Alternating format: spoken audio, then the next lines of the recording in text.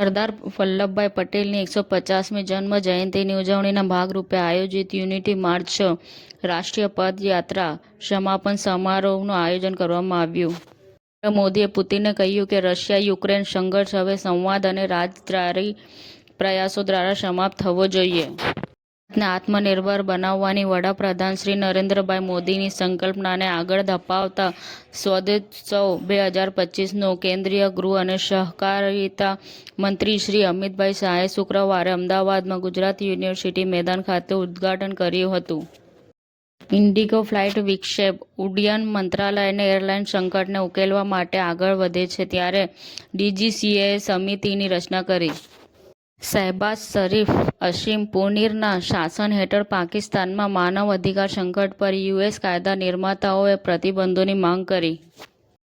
મુખ્યમંત્રી ભૂપેન્દ્ર પટેલના હસ્તે ઊંઝા ખાતે મેનાબા રોટરી મલ્ટી સ્પેશિયાલિટી હોસ્પિટલનું ખાતમુહૂર્ત કરવામાં આવ્યું. ઠાકર અભિનીત ગુજરાતી ફિલ્મ વંદે ભારત વાયા યુએસએ 25 ડિસેમ્બર ક્રિસમસના દિવસે રિલીઝ થઈ રહી છે.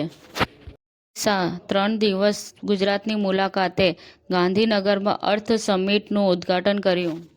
મિનિયાપોલિસ ઇમિગ્રેશન ઓપરેશનમાં સોમાલીઓની ધરપકડ કરવામાં આવી. મિન્ત્રાનો EORS 23 શરૂ. વેડિંગ, વિન્ટર અને હોલિડેની સિઝન માટે 6 મિલિયનથી વધુ સ્ટાઇલ મળશે. અમદાવાદ શહેરમાં જન્મ મરણ રજિસ્ટ્રેશનની અત્યંત ગંભીર પરિસ્થિતિ, તાત્કાલિક સ્ટાફ વધારો કરવાની માંગ. સમાચાર ટુડે ન્યૂઝ ચેનલની ટીમ અને જે સત્ય છે તે જ બતાવશે. આપ જોતા રહો સમાચાર ટુડે ન્યૂઝ ચેનલ. ગુજરાતની ધરતીનું ગુજરાતીઓ માટે જ, એટલે કે સમાચાર ટુડે ન્યૂઝ. અમારી સમાચાર ટુડે ન્યૂઝ ચેનલને લાઇક કરો, શેર કરો અને સબસ્ક્રાઇબ કરો અને જોડાયા રહો સમાચાર ટુડે ન્યૂઝ ચેનલ સાથે.